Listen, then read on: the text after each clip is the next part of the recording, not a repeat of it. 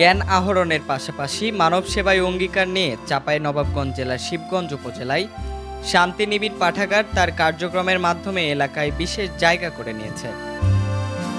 এই পাঠাগারটি শুধু বই পড়ার স্থান নয়, বরং তা মানব কল্যাণের এক অনন্য প্রতিষ্ঠান হিসেবে পরিচিত। শান্তিনিবিড় পাঠাগারের উদ্যোক্তা মোহাম্মদ নাহিদুজ্জামান এই পাঠাগারটি প্রতিষ্ঠার স্বপ্ন দেখেছিলেন। তার স্বপ্ন ছিল গ্রামের মানুষকে জ্ঞানের আলোয় আলোকিত করা।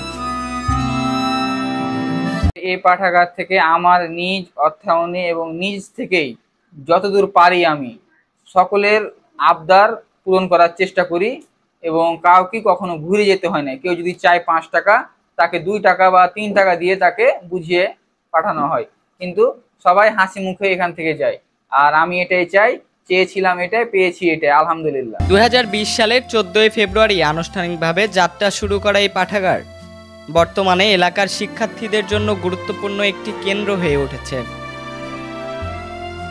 এখানে প্রতিদিন শিক্ষার্থীরা এসে বই পড়া এবং মেধা বিকাশের জন্য বিভিন্ন প্রতিযোগিতায় অংশ নিচ্ছে। নিয়মিতভাবে বই পড়া উৎসব, কবিতা আবৃত্তি, চিত্রাঙ্কন, সুন্দর হাতের লেখার প্রতিযোগিতা, দেশাত্মবোধক সঙ্গীত প্রতিযোগিতা আয়োজন করা হয়। পাঠাগার থেকে বই নিয়ে যায় এবং দিয়ে যায়। এখানে কবিতার বই পড়তে আসি, আমাকে খুব ভালো লাগে। এখানে বাংলা, ইংলিশ, বিভিন্ন কবিতার বই সহ আরো অন্যান্য বই আছে। সহযোগিতা করেছে, এমন টিন কিনতে পারছিল না, আমাকে টিনও দেওয়া হয়েছে। শিবগঞ্জ উপজেলার নির্বাহী অফিসার মোহাম্মদ আজাহার আলী জানান, শান্তিনিবিড় পাঠাগারটি ইতিমধ্যে এলাকায় ব্যাপক সাড়া ফেলেছে এবং নতুন প্রজন্মকে আলোর পথ দেখাচ্ছে।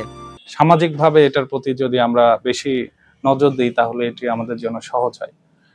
আমাদের এই জায়গা থেকে উত্তরণের জন্য আমাদের যারা শিক্ষার্থী, যারা তরুণ সমাজ, তাদেরকে বেশি বেশি করে বই পাঠের দিকে মনোনিবেশ করাতে হবে।